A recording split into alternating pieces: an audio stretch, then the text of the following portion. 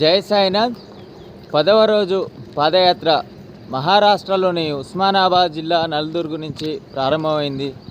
Last night చివరి రాత్రి నల్దుర్గ్లో అంబాబాయి మహాకాళీ మాత తుల్జా భవానీ మాత ఒడిలో నిద్ర చేసి ఈరోజు ఉదయం 6 గంటలకి పాదయాత్ర ప్రారంభించడం జరిగింది. అడుగడుగున ఆ షిరిడి సాయినాథుని అనుగ్రహం ప్రత్యక్షంగా చూస్తూ ఉన్నాం.